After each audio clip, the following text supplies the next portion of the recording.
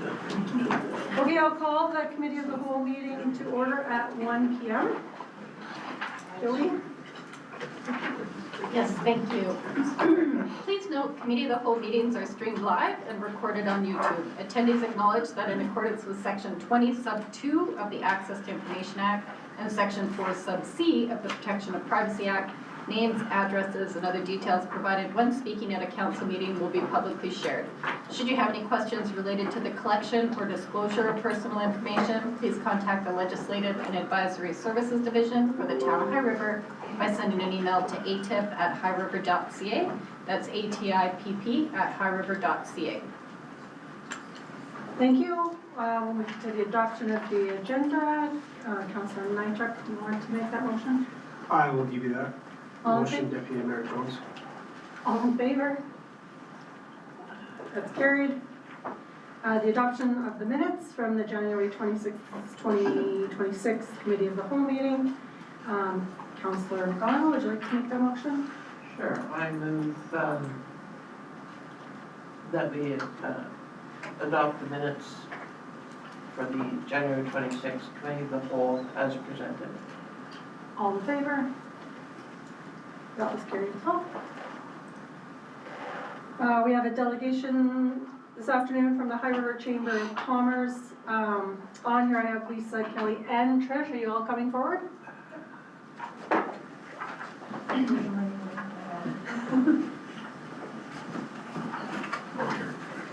We can stand. Yeah. We can stand, Jody. You want to stand? Because we can find another chair too. It's okay. Okay. We won't be long. We have 5 minutes max anyways.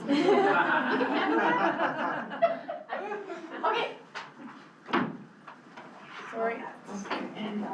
Good afternoon, Mayor Snodgrass and members of council. My name is Kelly Hammer. I'm the Vice President of the High River Chamber of Commerce. And with me is Director Tricia Bliss and our Executive Director Lisa Saban-Smith. We are here today to invite the Town of High River to become a chamber member. We aren't here to ask for a handout or a grant. We are here to invite the town to take its rightful seat at the table as a partner in our local economy. Over the last 4 years, the chamber has undergone a massive shift. We've grown from 63 to 135 members, but more importantly, we've grown in relevance. We are currently supporting our business owners from the brand new startups to our legacy mainstays as they bravely navigate a really tough economic landscape. Our job is to help them build the knowledge, the network, and the resilience they need to stay open and stay successful. We've proven that when the chamber moves, the community follows. We are seeing it presently with the Dine Out High River event, inspiring many in our community to visit restaurants during the winter slow season. You've seen it with our Showcase High River trade shows, and you're going to see it this April with our reimagined business passport. But we do more than just events. We are the essential conduit, whether it's hosting all candidates forums or navigating policy at higher levels of government. We ensure High River's business voice isn't just noise, it's a clear, constructive message. The town plan is very clear. You want High River to be a regional hub for innovative small business. You want an interdependent community. You've done the hard work of making sure our downtown is full. Our job, the chamber's job, is to make sure it stays full. We're inviting the town of High River to become a member of the chamber in perpetuity. For this year's annual rate of $317.06, the town joins the heartbeat of our business community. This isn't about the town being in the business of business. It's about the town having a strategic seat at the table where those businesses meet. By joining the chamber, the town of High River is supporting the infrastructure of the people who do the economic development, the business community. For less than $1 a day, this is the most cost-effective economic development tool in the town's toolkit.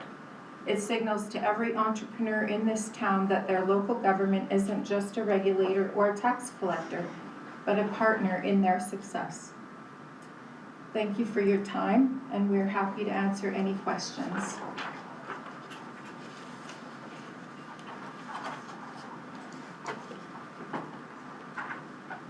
Any questions? Wait, what's the number of members again, current members? Current 135, give or take. Nice. 136, 134.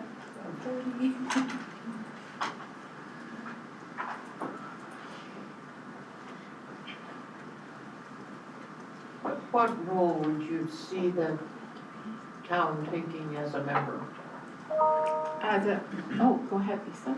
Well, currently, we actually have like a non-member role already happening with our relationship that we have established between Jocelyn and the town, as Jocelyn's our conduit for information, et cetera. The other role, though, would be, it's kind of optics in one degree. Shows the town believes in the chamber and has that understanding of its value. Potentially then that is a leadership role that the town is able to enact by showing that they have that faith in the chamber, therefore potentially other businesses might see that same value and faith to hold. We also have lots of potential to broaden our relationship. I don't think there's a set boundary or guideline on what could or could not happen, but perhaps this relationship opens further discussions on what could happen for us in the future, and maybe how we could start envisioning that economic on the business side, the business economics for the future of High River as well. We're really focusing right now on developing partnerships with people who also have business, like they're interested in business, right? Whether it's business in High River, businesses in the surrounding area. But developing those partnerships, so we're not just working in autonomy. We want the voice of all so that our decisions are in line with what everybody else is working on, and so we're not crossing those paths, overlapping things. So that's another place where we see the town in a partnership with the chamber. Well, already having Jocelyn, and then myself sit at the table, and not as a voting member, of course, what do you see would change in that partnership? Like, what can't you So the reality comes see down, us doing now? Yeah, so the reality comes down to finances, truly. Currently, I am the single employee. I operate on a 0.5, so part-time basis. The delivery that has been expressed there's lots capable, lots possible. And of course, because we are not grant supported, we are not government supported, our finances are purely operated based off of our memberships and whatever our event revenues are. But we're kind of, I'm gonna be totally honest, like we're held captive to a certain degree without having that extra finances or the increasing of membership to be able to go and expand our events or to have rented the entire community Highwood Center for the municipal forum. We have to make decisions based on what our budget allows as well, and so there's that financial relationship that does come into play. So, I mean, there is really only, the ask is like $300, which is very minimal. If there was a possible way to not be a member but help support you financially, would that be something that you would consider as well? I think it's only to the town's benefit actually to be a voting member at the table. Then, like I was saying before, then you have a say, right? Then you have a vote in the direction that the chamber is going, and we're making sure that we support the town, right? And we support the direction of the town. So I think it's more of a benefit, right, that you actually have that $317 membership and sit there and have a vote. In the AGM or any special meetings that would happen. The other component is, I guess, as comparison for other municipalities, we are actually an oddity that does not have municipal membership. Okotoks, full municipal membership, Calgary municipal membership, Leduc, those areas, they have, Leduc is a broad region, but they have memberships from all of their municipalities. So we're actually an oddity if we were to look across the province of that membership to chamber support.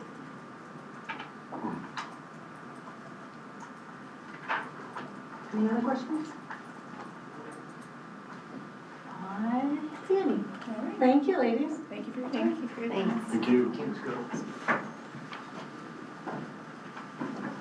On to, Actually, they're aware we can't make a decision at this meeting, correct? yeah, we can't make any decisions at this meeting, so we'll definitely Yes. take it into consideration and get back to you. Thank you. Thank you, Councillor Cooey. Business 5.1, film economic impact report, and that's from Jocelyn.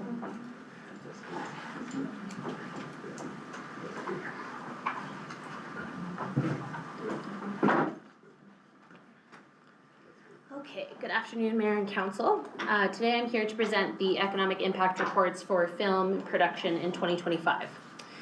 To begin, and for your awareness, film production companies are charged a daily rate to film in our community based on resources requested from the town.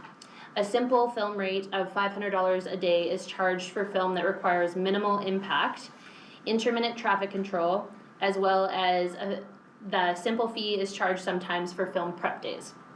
A complex rate of $1,100 a day is charged for any production requesting a road or a laneway closure, as well as any filming that takes place outside of the noise regulations for the Good Neighbor bylaw.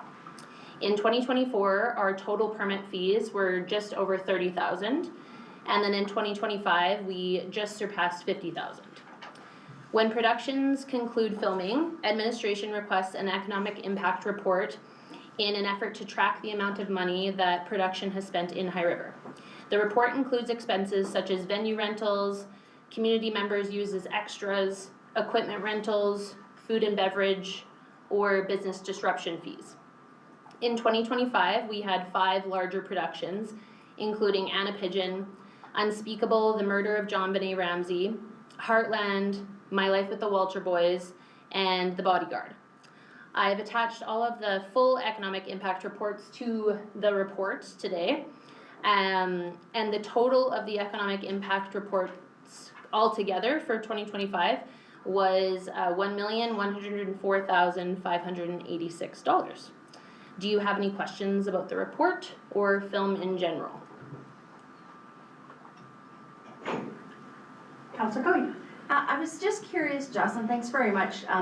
Some impressive numbers, especially when you look at the Walter Boys Yeah. and the local people that were employed through that Right. that production. I think that says a lot that people in our community are getting employment through it. My one question, just curious about the wording. It says donation to the town under the products and services purchased in High River, and then it's town fees. Are you talking about Walter Boys? Sorry. I think it's on the form. I think they're all called Oh, donation so to I the see it. town. Yeah. Yeah, just the wording seems yeah. a bit, it's not really a donation, we're making them. Well, so Or are we? it is interesting, and that's probably something that we should update on the form, because sometimes they do make donations. So for example, Heartland made a donation to Rotary last year, and that's what that line is meant for. Because we track the permitting fees separately, we don't actually care for it to be on the form, but I should adjust that wording. Okay. So that is what that's intended for, is when they actually make a donation to something in the community. Not necessarily the town as the organization. Yes. Okay. Well, and in addition, The Last of Us, I believe it was. Oh, okay, had this a might have been significant previous. donation to the community above our permit fees for the use of Beechwood for their set. Okay. That was used to fund the pump track. So maybe I should And add to Spitzy. that. And And And Spitzy. Spitzy, yeah. So maybe I should add to that, say donation to the town or a donation to a community group? Yeah, okay.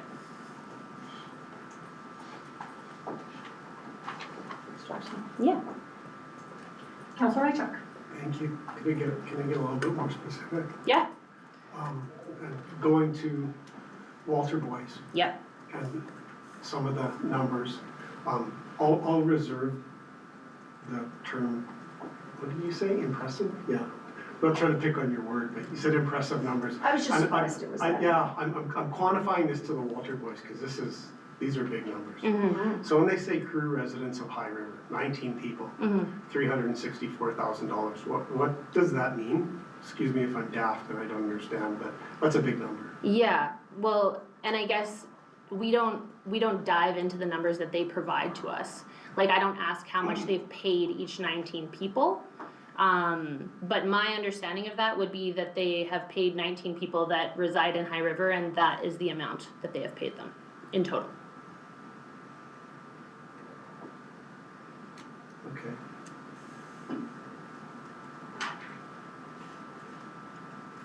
That's significant.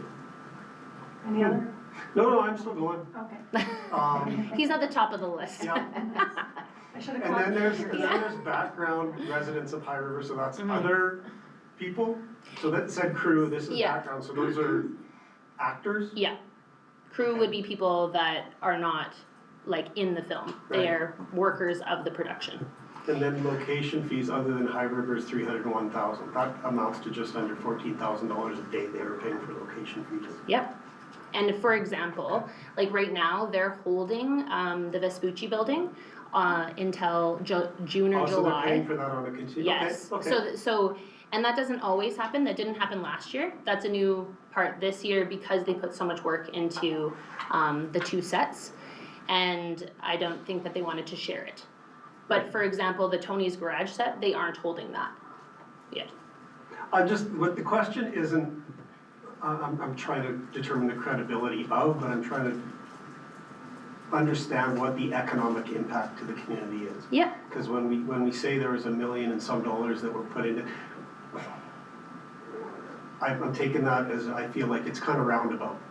It's not directly that they went to whatever, deputy mayor's salon and had services of $300,000 over the time they were here. It's kind of, seems that like these numbers are a little bit more holistic, like when they talk about fuel purchases at 55 grand over 22 days at an average fuel tank of like $70. That's like 35 cars worth of gas every day that Yep. are filling up. Yeah, and I'm just trying to Yep. gain an understanding of, the impact and the people and Yeah. what's really happening. It's not that I don't believe the numbers, I just Right. like to understand them a little better. I can also share with you that every production that I've talked to, they have everything coded specific to I locations. see some of them are more specific, like they have receipts. Yeah, Some of it's a little bit more just kind of broad in general estimates, but yeah, we all know that the film industry brings people and industry to the community and they spend money, and this is great. Thanks for bringing it to us and thanks for answering the question. yeah, no worries. Any other questions? I have one question about sort of the downside, like, I know sometimes it impacts travel, sometimes it impacts people's ability to park in their own, driveways or whatever. How has that been overall? Overall, I can share, I have had I guess I've almost been in this, I think 2.5 years I've been in this role, and I have had 2 businesses that have contacted me that have had some type of disruption. And usually that is worked out between, they contact me, they've already likely tried to talk to the production, and then they contact me, and then I contact the production to ensure that that has been taken care of. Residence-wise, though, I have not received anything directly to me. But yeah, in 2.5 years, I've just dealt with two businesses, and we chat through it. One of them, I actually went to the point of sharing the economic impact reports from them because they had the understanding that the town wasn't even charging permitting fees. So sometimes it's an educational piece as well. So something that I also had on the report that I've recommended is that we start sharing these economic impact reports on our website, just so then I have something to reference or that the town can share. Because it is public knowledge what they have put into the community, so I think it would be helpful if we're using it that way. Well, I think it's a unique thing in our town that we share with people even outside our town. Yeah. And to be able to say that, my life with the Walter Boys was filmed here, I think is kind of cool. Yeah. In my personal opinion, but I just wanted to know what the sort of, maybe the downside is. I know they're really good about putting out letters and really Yeah. talking to community members or whoever they're gonna impact. Right. Thank you. I was just gonna say, it kind of sounds like a nice little communications piece. Yeah. Where we could highlight some of these numbers. Yeah. Mayor Snodgrass? Just feedback for you, Yes. Jocelyn. The feedback I got from the bodyguard people when we were standing out in front the night of the parade, Yep. you are a rock star. Oh, thank you. They are absolutely, couldn't be happier with the communication that they get from Great. you and the assistance that they get from all of any staff member of the town. Wonderful. So kudos to all of you guys. Yeah, the movies shows can be a bit of a pain in the butt sometimes downtown, and I both know the one business that you're talking about. Yes. And it's not that they're against any of this, it's just they weren't communicated as that they're gonna be blocking off their front Exactly. entrance for a couple hours or something. That's the only criticism I ever get anymore about these, and how much money does the town make off of these movies, right? Once people understand that, yeah, we charge fees and everything else, oh, okay, then they're totally okay with it. Yeah. So, but kudos to you. Thank you. Wonderful job. Thank you. Thank you. Thank you. Thank you. We'll move on to sports field update, so Darlene. And Nicole.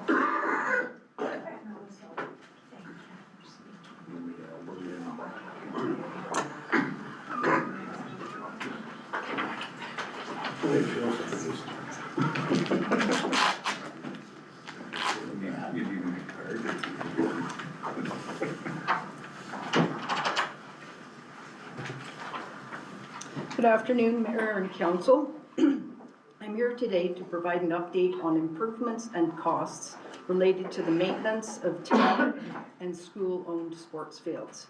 In recent years, concerns have been expressed by user groups regarding conditions of sports fields owned and operated by both the town and school boards. User groups have expressed the desire for higher standards of maintenance on all fields. Some areas identified include turf maintenance, irrigation, infield maintenance, and available amenities. In 2023, Council directed administration to meet with user groups to identify specific items of concern and a list of desired improvements. In addition to these concerns, a request was made to have sports fields assessed and recommendations provided on classifications, improved maintenance practices, and costs associated with implementing these changes.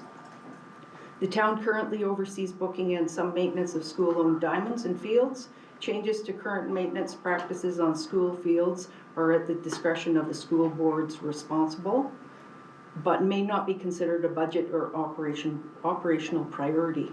Since 2023, administration has made several improvements and changes to maintenance practices on town fields, which include field assessments completed by an external contractor with recommendations, fence cap installation on all ball diamond outfields, backstop and fence repairs, tree pruning, purchases of rakes and drag mats for user groups, development of a sports field maintenance policy which identifies classes of fields and applicable maintenance for each class, formal inspection of fields pre- and post-season with documentation, increased training for ball diamond maintenance, including the use of the portable water reel, the purchase of the water reel for watering town sports fields that do not have irrigation, and the development of a waiver to allow groups to supply their own washroom facility at their cost on town fields where washrooms are not available. A number of maintenance practices were already in place in 2023, such as aeration, fertilizing, and overseeding, but with the implementation of the portable water reel at non-irrigated sites, administration has seen considerable improvement to turf conditions in 2025. In addition to staff observations, users have also indicated considerable improvement to town fields since 2023, but there are still concerns regarding the condition of school-owned sports fields, such as turf maintenance, ground squirrels, and shale, to name a few. Some representatives from user groups in the Foothill School Division attended a committee of the whole meeting during the summer of 2025. Many ideas were discussed and proposed with group consensus being that administration investigate an option for the town to take on the upgrading and annual maintenance of one school-owned ball diamond and one soccer field. As a result, administration was directed to complete an investigation and analysis to provide recommendations for the 2 school fields, 1 ball diamond and 1 soccer, outlining cost of remediation and ongoing future maintenance. In September 2025, administration completed an analysis that comprised of external costs such as mowing, ground squirrel control, internal costs such as staff and equipment, and available rental hours versus actual bookings. Council requested that administration review the total internal operating costs presented to investigate procedure and efficiencies and present to council at a future date. A proposed 2026 one-time capital budget of $28,017.47 to complete initial remediation of the 2 fields has been presented to council. The annual operating budget for sports fields has been increased, utilizing the estimates for ball diamonds at $22,197.46 and soccer fields at $73,1481. After investigation and analysis, administration's recommendation is to consider Highwood High School ball diamond and Holy Spirit soccer field for upgrade and future maintenance. Highwood High School ball diamond upgrades include fence repairs, outfield leveling, shale remediation, and installation of fence cap, etc., at a cost of just over $22,000. Annual costs associated with maintaining the ball diamond by the town after the upgrades comes in at $22,197.46. Holy Spirit Academy soccer field upgrades were at a cost of $5,553 and annual costs of just over $7,300. The anticipated schedule for the project would be to have signed contracts with Foothill School Division and Christ the Redeemer Catholic School Division in spring 2026, then minor improvements in the summer, and major maintenance in 2026 after the group seasons have ended. Further information regarding internal and external costs, utilization, and possible efficiencies were quantified during the analysis. Approximate annual cost for maintaining the 4 town-owned ball diamonds within the current operating budget is $15,000 for external costs such as mowing and $204,000 for internal costs such as infield maintenance and portable irrigation. Approximate costs for 2 town soccer fields with the current operating budget are $9,000 external and $1,600 for internal costs. Administration annually inspects, maintains, grooms the infields, and waters the outfields for 4 ball diamonds from April 21st to September 30th. Based on current utilization by user groups, administration would like to investigate efficiencies within the season while considering maintenance needs outlined in the Town of High River policy for sports field maintenance and the level of play for each field. Following the introduction of the portable irrigation system in 2025, administration identified efficiencies that were not captured in the September 2025 report, with estimated internal costs at that time of $327,000. While the determined efficiencies will support more effective deployment of staff and equipment, the projected $123,000 reduction in labor costs should not be interpreted as true savings. Rather, this reflects a reallocation of staffing resources necessary to maintain existing service levels within the parks portfolio. After completing the analysis and use in 2025, administration has quantified that town sports fields are on average 11% utilized based on actual usage versus field availability. Given the town's current capacity and service level requirements for town fields, to take on additional maintenance at this time, particularly for user groups anticipating future growth, administration recommends the town and user groups collaborate to ensure full and efficient use of existing town sports fields before considering any expansion into the proposed remediation of Highwood High School ball diamond and Holy Spirit soccer field. If remediation and maintenance for the 2 school fields is approved by council, administration will advise the 2 school divisions of direction and proceed with discussions surrounding an agreement starting in fall 2026. Any questions? One of the issues that's been identified to me by the user groups is that we're kind of at that stage where we're maintaining local fields for local use, but they are not able to hold tournaments. And tournaments would be sort of next level for them because that benefits the community. People come in for a weekend with their families and stay and eat and live in High River for the weekend. And they have, they increase the draw for membership if they can hold tournaments. So that's kind of the conundrum I think where we're at right now, is we have enough for the kids, local kids, to play, not great, but enough.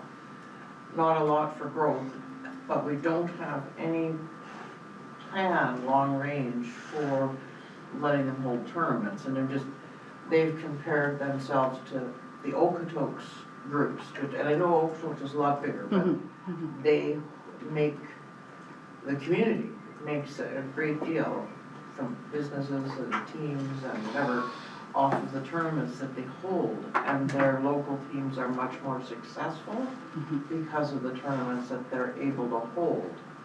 So is there some way we can, I'd like to see us do a projection for how we could grow those sports groups so that they can flourish. If we're going to be attracting more families, we're going to want to provide that kind of organized outdoor sport for them in a nice venue. One of the challenges they have for tournaments is the size of a lot of the fields. Highwood High is the only hardball field. Soccer fields are a challenge. Holy Spirit has the capacity to have a regulation-sized soccer field and all the other age groups within it. So one of the challenges more is the size of the fields. And again, it goes back to the school fields. They're not utilizing all the fields because what happens when they have games and such is the refs are calling them and saying they're not safe. And it's because they've got gopher holes or things like that. So we still feel there's an opportunity to make more use of the existing green spaces we have. Let's see how we can better utilize those and bring those up to standards while we also look at what does the future look like. Because bringing what we have up to standard isn't going to allow them to expand a great deal. No, but at least it would give them more fields to play on, because right now we've got fields at Senator Riley, Joe Clark that aren't used. Joe Clark's a perfect example. That ball diamond is never used because the infield is really bad and needs complete renovation, not just a remediation, like complete. There's no backstops in the school diamonds. There's no dugouts. Soccer fields overlap ball diamonds, so there's a lot of that to look at. And you know, maybe those are better utilized for the younger age groups than it is the older ages. Yes, Mayor Snodgrass? So, Vicki, when you're talking about that, you're absolutely right. And comparing to Okotoks, what they always compare to is the I think there's 4 ball diamonds up top there. What's that called? On deck. On deck. It's always compared to that, which is a fantastic facility. Easy to do. All you gotta do is allocate land, buy land, and put a budget number to it. That's our job. That's not their job. That's our job. So I think we're going upstairs in an hour. or have somebody like Doc Seaman write a really big check. Or find a private donor, right? That, that gets into the dog stadium down below, which is a whole other thing. But what we're talking about is our local teams wanting to hold tournaments and stuff, but that on deck is what they're looking for, but it's just money. That's kind of what they need to move forward. 100%. I think one other thing too to add that is that, so I'm just looking at the page 7, I think it is, applicable sports fields. And I think one of the things that got brought up in the last time that you guys made the presentation was, and I can pick out a few of them right off the top here, is we have some, we have like for instance, Class C Highwood High School ball diamond, if we do, we can probably bring that to a Class A ball diamond relatively quick in a year kind of thing. And then was it Holy Sports Field or Holy Spirit Holy Soccer. Sports Field? Yeah, Yeah, Holy Sports Field. Sports Field. Sorry, You got it. sorry. Holy Spirit, so that could come up right to a Class A, Class B. But then really, one of the things that I remember them talking about is like the town farm is basically off the map now for a sports Yep. field. Even Birchwood Sports Fields, they have some questions on that, and it's Bitsy. Some of those, the only reason I bring that up is maybe we should just like gate the ones that are not being utilized, so we're not skewing this 11% number overall, because I mean, it'll change it a little bit, the percentage of them, because I think you allocated those in the amount of time that you can, The hours available. the hours of Yeah. availability or whatever, so. That'd be interesting to find out if we did just kind of adjust that in the coming year, or how that's gonna look. Cause I think that's gonna change our utilization rates, and then I think I think further to both what Craig and Vicky are saying is I think that's definitely something that we need to start looking at is what are the opportunities? Do we just start picking off other schools and going, hey, do we wanna upgrade them, or do we find one location and have like that other area where the soccer fields and ball diamonds are in Okotoks? You know, by the bridge, by that Well, new that's bridge, right? We had that discussion though, and so you buy land and you put in millions of dollars where we already have these lands available, these spaces available. So at, $28,000, we could get something So versus here's millions of the dollars. economics of it. It doesn't work very well when it comes down to it. The reason why they can lump them all together is because of operational efficiencies.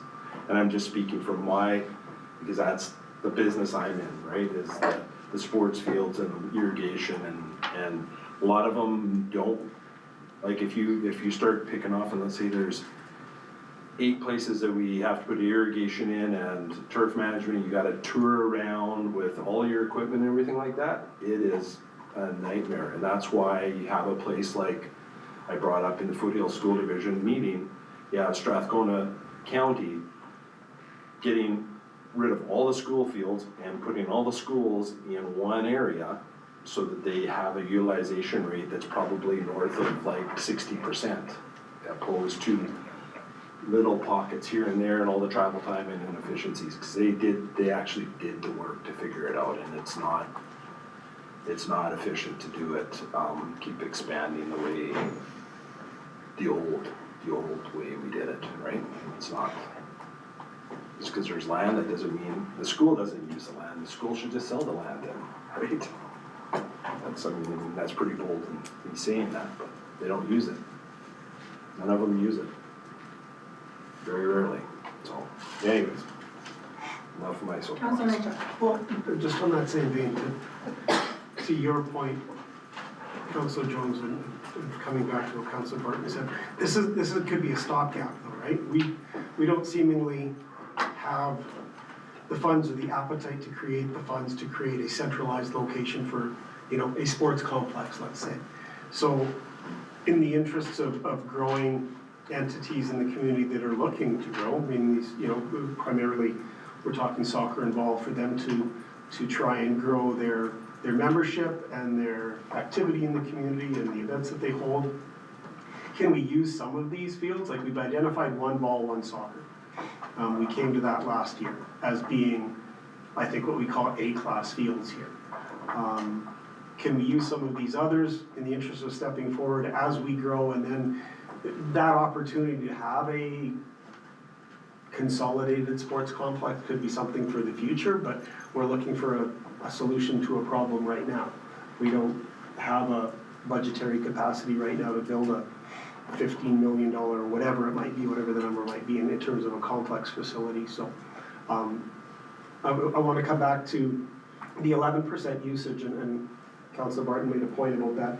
Is that 11% is overall all the fields that we have, right?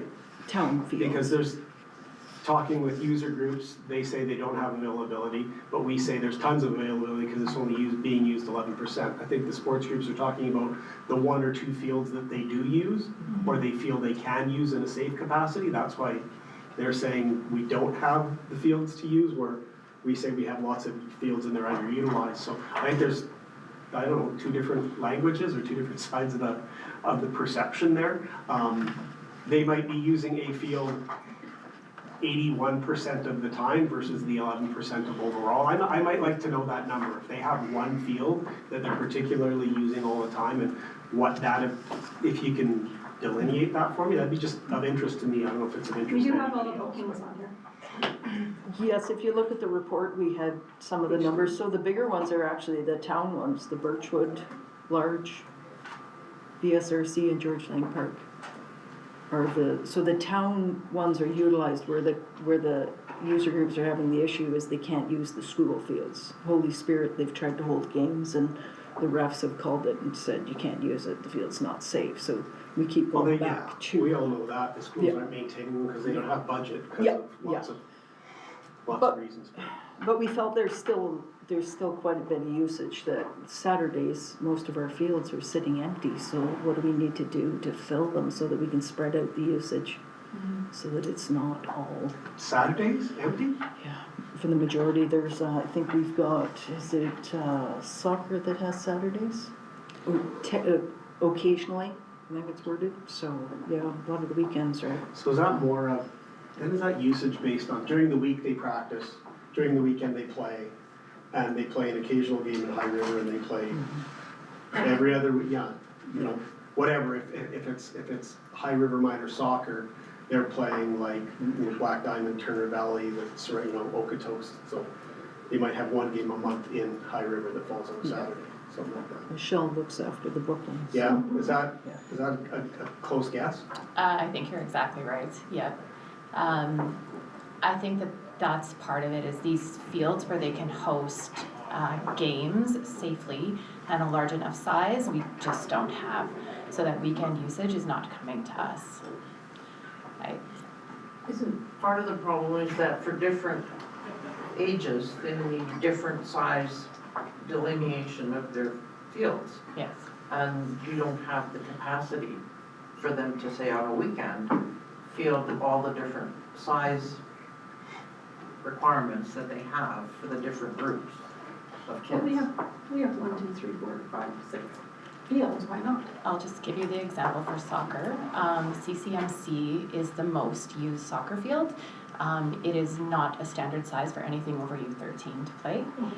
So HSA is for anything over U13. Which is why we want to. Right, so we don't have a town field that would be regulation size here in town. There's only school field. Okay.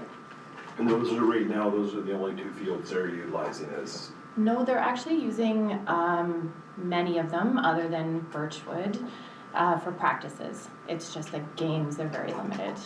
Gotcha, okay. Well, and I mean, you can talk about the usage of 11% and working on that, would make sense. But then too, I don't see spending $15 million on a complex of some sort when right now they're only bringing in $20,000 a year. So increasing one field for each, I could see that bringing that up and making more sense, and then finding that to be of value, possibly, if it gets used and they grow. But at, bringing in $20,000 a year, I can't see spending millions of dollars for that at this point. I think one thing that you gotta keep in mind is if we actually had a field that could have tournaments, you could actually, if we're not filling it, you can easily go to probably Okotoks and say, hey, we have some available, because they're already at capacity there, right? And we do the similar to with the rinks, where we have non-resident rate, maybe it's $10 more or whatever, I don't know. And it's thousands more. But there's that opportunity, but we don't even have that opportunity right now. Well, isn't that why we're doing Highwood and Holy Spirit? That won't do tournaments, that won't allow them to invite people in on it. large groups. But does create regulation fields that someone from externally could rent at least in the interim. And as part of the stopgap, yeah. I agree. Yeah, what we're doing right now is getting our fields to a usable standard that our local groups can actually use. That's all we're doing, which is great, it's fantastic. What I would like to see is over the summer and for next fall prior to budget, is that staff comes back with just an estimate. I don't need a massive 4,800 page report or anything, but what does a facility like a four diamond facility like on deck in Okotoks, what does that cost? How much land is involved? What does it cost to build? And then what does it cost to add a couple of soccer pitches to it as well? To have a facility where, because we can sit here and spitball numbers and, you know, Mike says 15 million, maybe it is that. I don't Well, think. that was just a number out of my back. I know it was. I'm not gonna hold you to it, but, yeah, like if this is another piece of recreation that we want to enhance in High River, we need numbers to it. So let us know how much land, how much money, Chris, and it's budget discussion. It's so easy. We could certainly put the numbers together, and I did circulate an email based upon projects that have been tendered out across kind of Western Canada, kind of ballpark, for you guys, a scope, not including, you know, the servicing costs associated with that either, because you're looking at a parcel that's probably 20 to 30 acres in size, and our current going rate for land is about $150,000 an acre. So you can do the math from that perspective on land acquisition. And as we know how difficult it is to find the perfect piece of land that's the right shape, that's 20 or 30 acres that we'd be looking for, say, a public works yard, as being a challenge on finding that. So we'd have to certainly take a look at a couple of stubble fields, both inside and outside our boundaries, and see what kind of lands we can deal with that. Or on some of the lands that we require from a flood protection perspective, is there some leniency that comes from the province that we could request that opens up some doors from that perspective too. I know they don't like seeing structures or anything that's going to be impeding floodwaters, but you know, is there an opportunity to have a conversation on some of those chunks of land that has got a much lower flood hazard than some of the higher flood hazard areas? So we've got tons of land within our boundaries. We don't need to be going outside. I would not support anything outside of town boundaries. You know, you go down to southwest Monteiths, you can go to the northwest. You guys just talked about a ASP this morning in the northeast, and you got all the Spitzy Crossing in the northwest. There's tons of places that, if there's will, it can be done. It's just bring us some numbers. Bring some numbers. And I presume field house would be in that mix? The what? Not necessarily. Washrooms. Washrooms, Yes, for sure. washrooms within a field house. Usually they carry that kind of aspect of things. You're saying add a whole field house to it? Not a field house, usually they term a field house is kind of where washrooms are, storage for soccer equipment, ball equipment.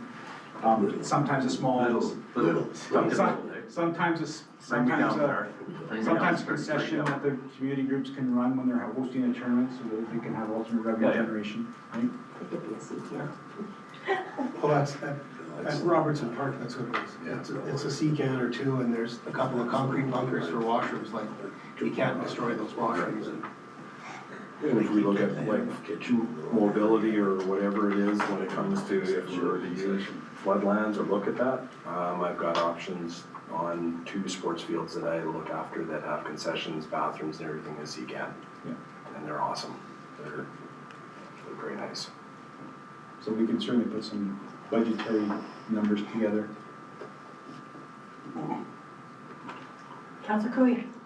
I really like the idea of the classes and both parties knowing exactly what the expectations are. And I think also, just like we've talked about, it gives us the ability to look at what of these Bs and Cs can maybe move to an A or move up to a B that will give our user groups kind of more to play with. My one question, does Foothills Flow Pitch, do they currently or will they be able to use Highwood High?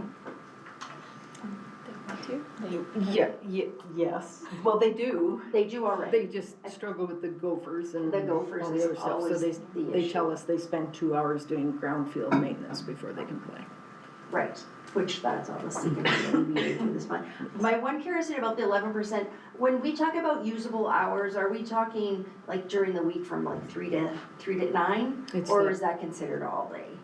But That it's- evening, it is evening. bookings and weekends. Perfect. We don't factor in daytime because nobody's using it daytime. Perfect, thanks, just wanted to clarify that. Councillor Richard. Thank you. Coming back to the $204,000 number that you threw out, that's inclusive of everything? Like people, inclusive of wages, inclusive of equipment, inclusive of, that's the whole gamut. That's just not taking them over to the field and it's $15 an hour to mow the field. It's from an entire operational expense perspective. Yes. Just to be clear, because we've had some questions about what those numbers mean and what they are, and that they're significant, but when you take everything into consideration that's under the sun for our organization to carry that forward, it's... Yeah, so the 204 is just internal costs. So external is mowing and such like that, so that's the 15,000. The 204 is in-field maintenance every week, the edging, the weeding, inspections. The KIFCO is a big cost there, so that's what the 204 is. Yeah, okay, thank you. Moving the irrigation is probably one of the biggest components of that number, that 204, yeah.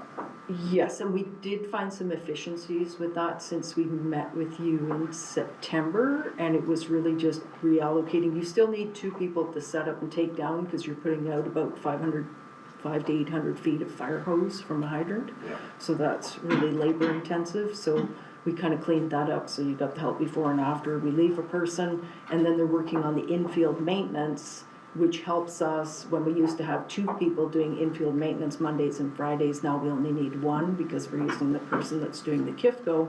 While they're monitoring, they're actually doing infield duties, so that helps us too. So we found some efficiencies there. Good stuff. Any other questions? Looks like none. I just wanted to add one thing. When we did the costing for the 2 school fields, just wanted to let you know that those were the 2 of the cheaper options for field remediation. The rest of the fields require extensive maintenance, like complete tear down and redo. So if that helps you put it in perspective, those are the cheaper options. Could be considerably more for the remaining. So. Awesome, thank you. Thank you.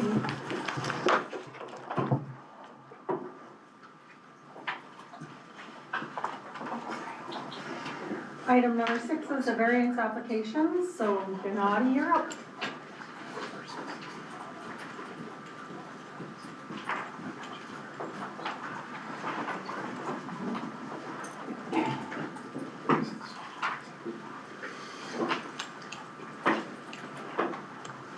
Good afternoon, Mayor and Council.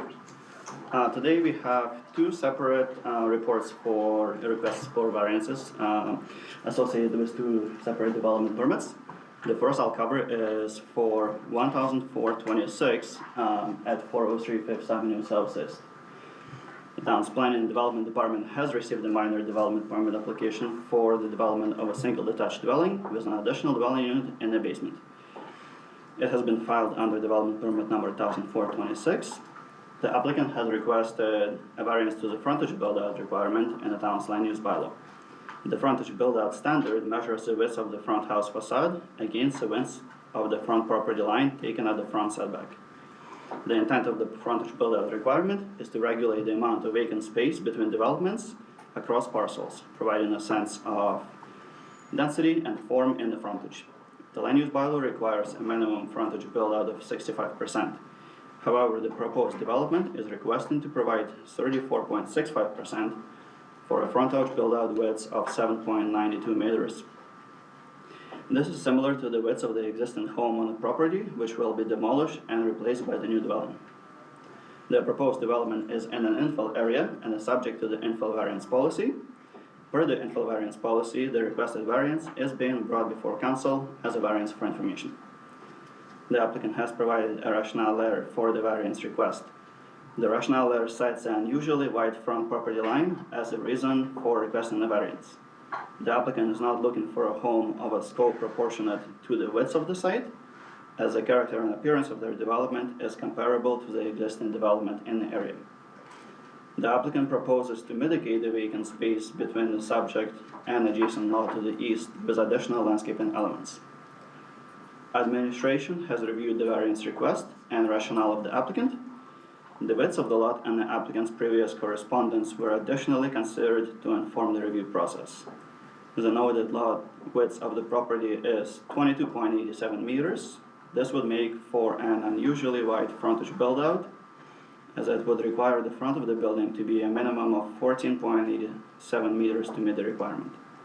In comparison, the existing single-detached homes on the street between 4th Street and 5th Street vary roughly between 7.7 meters to 13.5 meters in width. It is important to note that the existing dwellings located within the street were built prior to the current land use bylaw.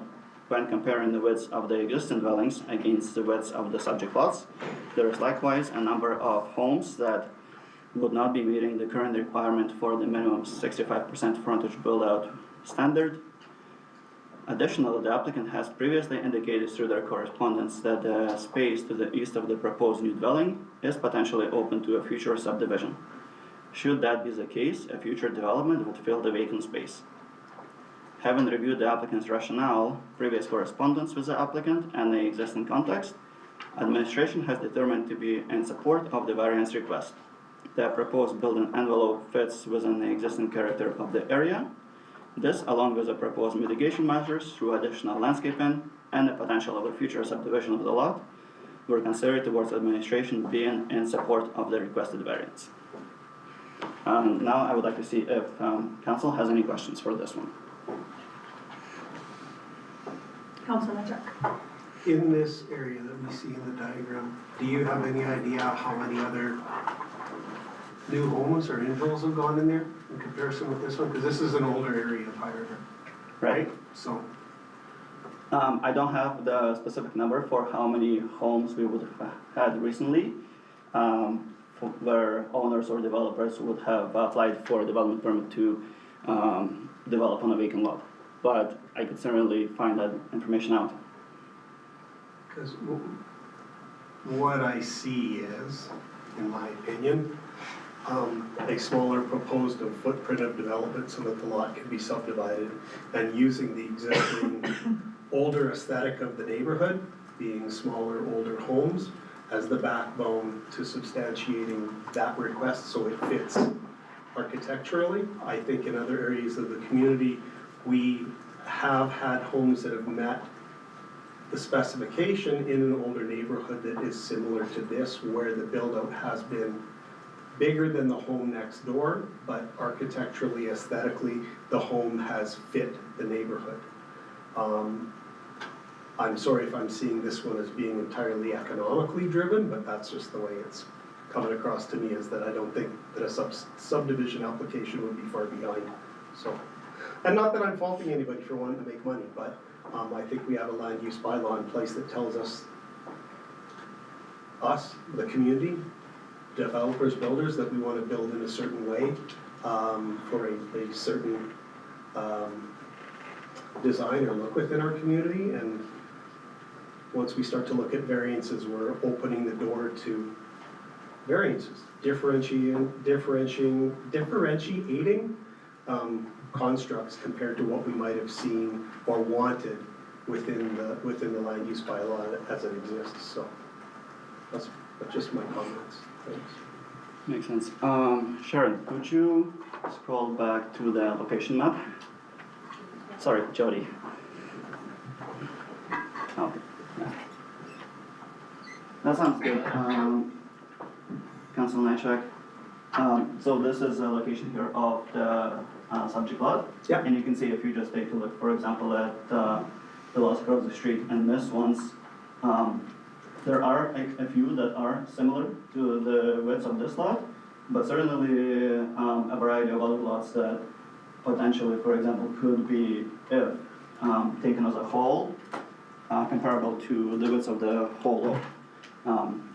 Just to kind of highlight the diversity of the lot sizes, right, that are there.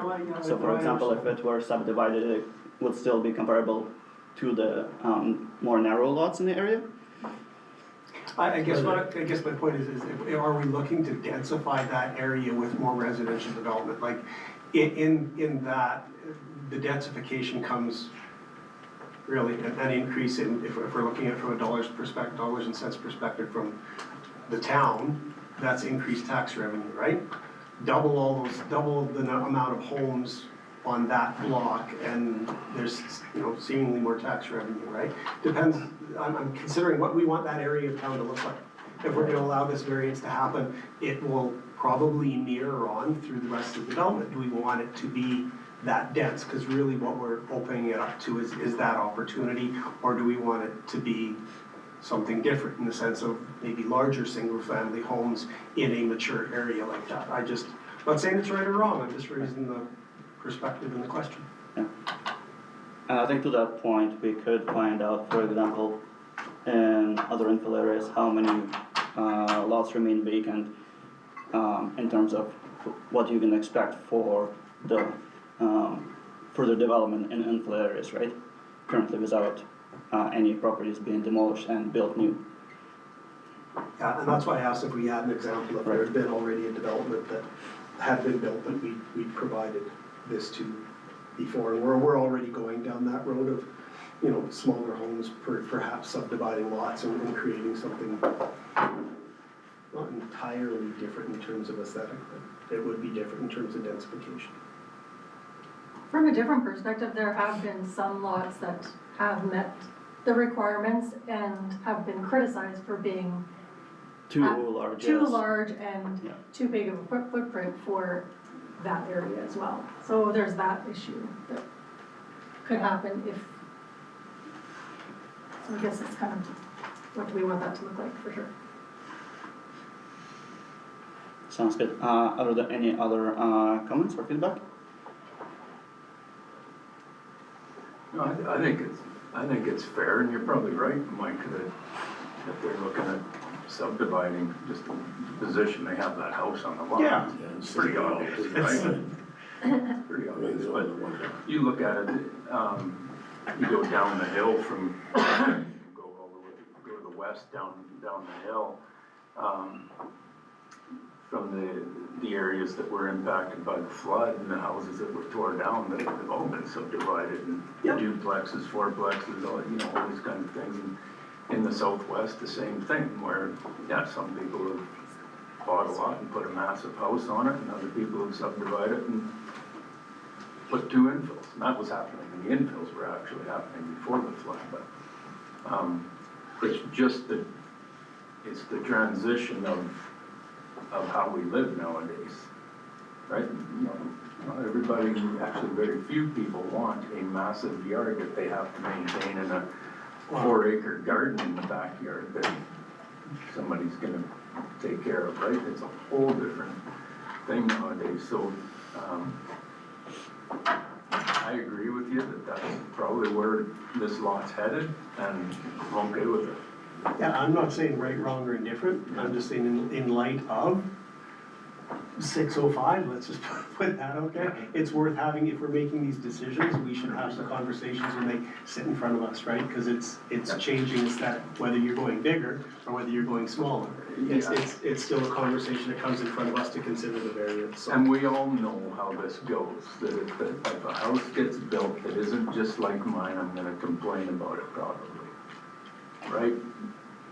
It's 605 is the extreme end of things, but you look at the Southwest, and when Senator Tanis built his house on McLeod, Oh yeah, we said, how dare you allow something like that? All right. So you go historically to 25 years ago, and on 7th Street, when they McLeod's built that great big house with big loop and driveway and everything else, you know, how dare you allow that? Well, nobody even looks at it anymore, it's just. No, that's, yeah, normal. that's. And then there's other skinny infills like this too, that are on my street. So if I can ask a question, if they came to us and said, we wanna subdivide the lot and put up this house, would we have any issues with it? No. There are really no concerns as far as the land use bylaw and what is permitted for subdivision or development. So as long as they're meeting their setback requirements and lot coverage requirements on both lots, they can. Okay. But there's nothing to say that we have to force them to put in, like if we said no, then they would have to essentially subdivide if they wanted to do it to meet the, and have no variance. Is that correct?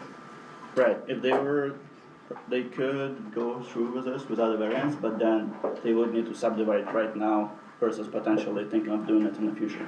Yeah, okay.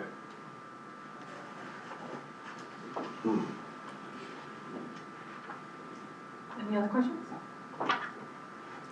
Okay, sounds good. And then to be clear, Council Natchi, did you want the administration to come back with a, just a confirmation of vacant properties in the infill area that remain? Not vacant, maybe just for the future when we do something like, you know, it's an infill in an older area, just understanding a little bit of history on what other new builds might have gone into the same area and similar considerations.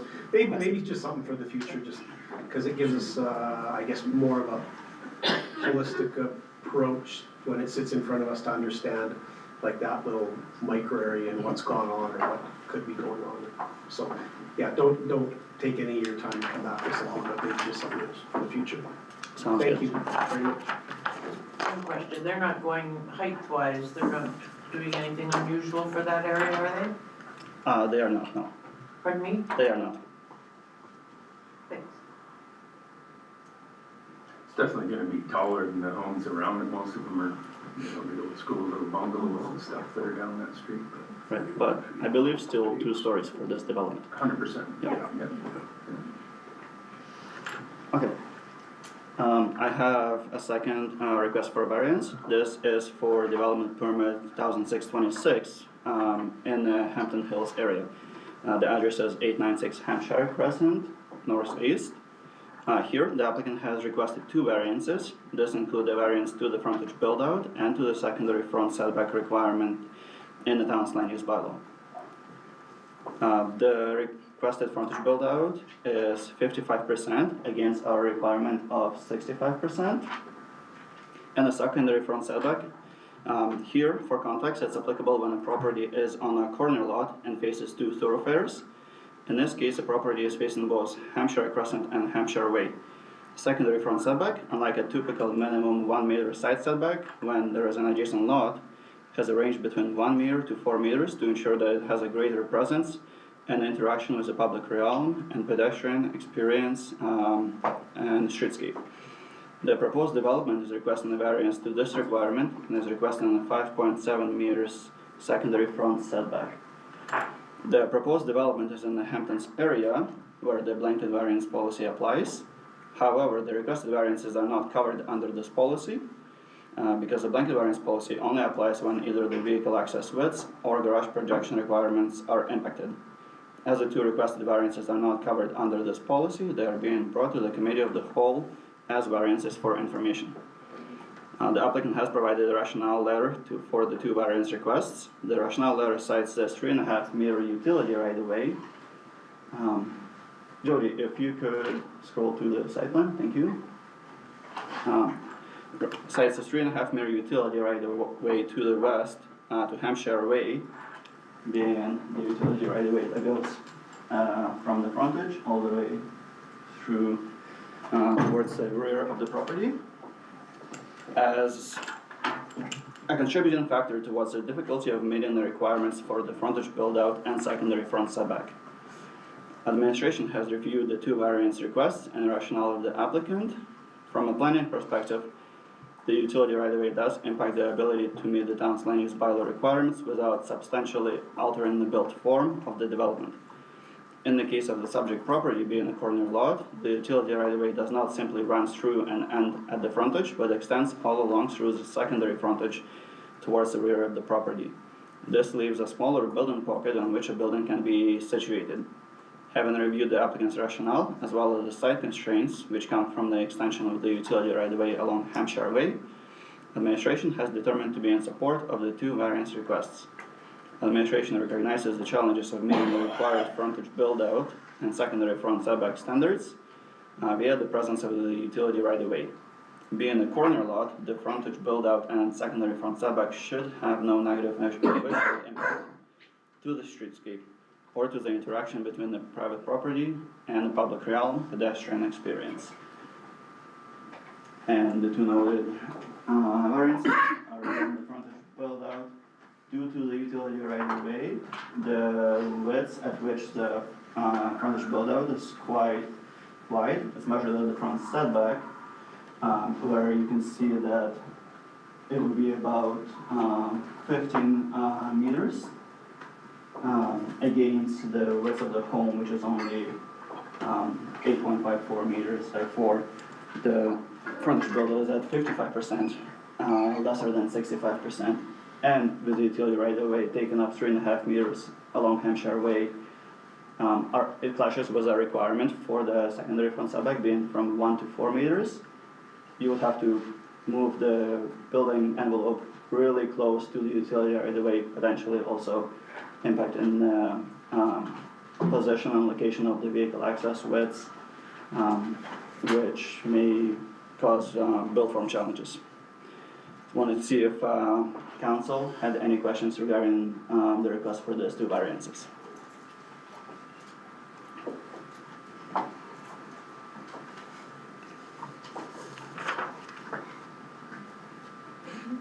It's like they're kind of tied to it because of the utilities. Right, yeah. Yeah, it's certainly, makes it challenging without really altering the form just to work around the utility right away, basically. I have a question. If you were to put a fence on there, do you have to go on the other side of the utility right away, or can you go on it? It depends on, The utility right away, I believe the utility right away should only be within the private property. Therefore, if the fence is on the property line, they should be okay. Oh,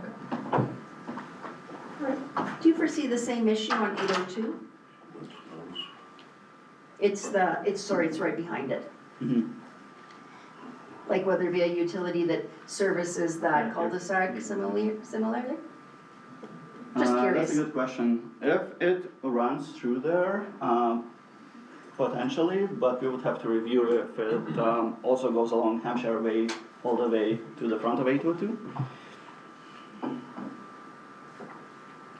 So I was just curious. Yeah, looks like it'd be similar. Just for when the purchaser of that one comes, maybe they can Right. have the heads up right out of the chute rather than.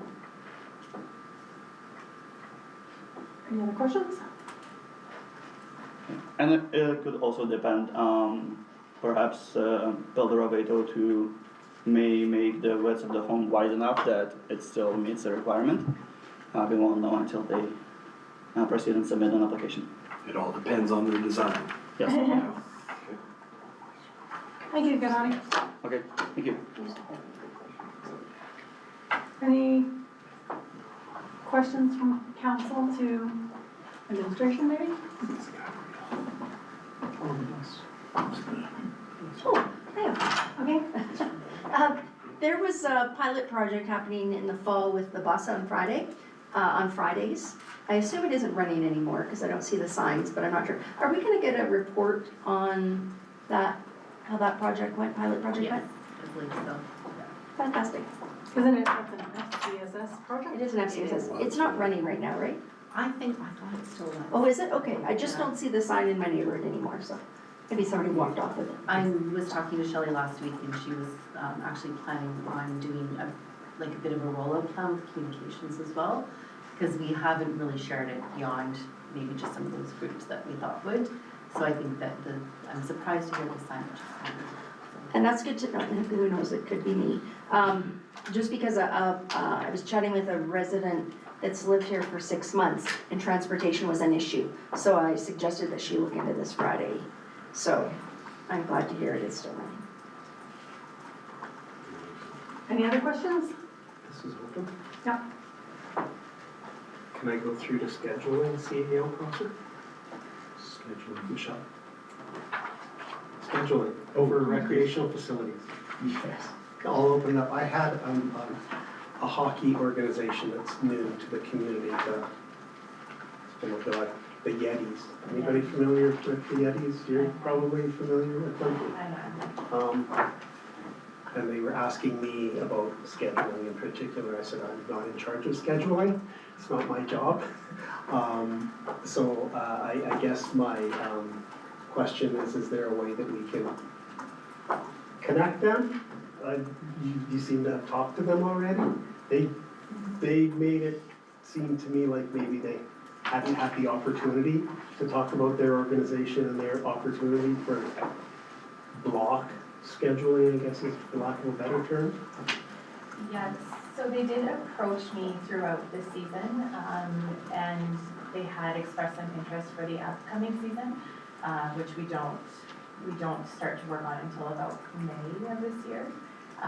So they can definitely connect with me, or I can connect with them to discuss the upcoming season for sure. Okay, because we did have a user group meeting on Tuesday, did we not? It was an outdoor user group meeting. Outdoor, not indoor? We'll have the indoor user group meeting once this season finishes, so once it ends May 1st.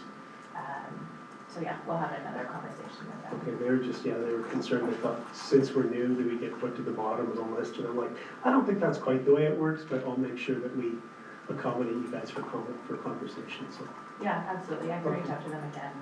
They have been in contact and they have been using the rink throughout the season, Yep. so, yep, absolutely. Okay, thanks much. Yes, Appreciate it. Any other questions? So maybe we could get a report over the summer for land and availability and build a new rink. Oh, yeah. You can go a single sheet at 40 million, or you can go junior A level at 90 million. We can decide for you. And then it'll give all the hockey guys all that. It's just money again.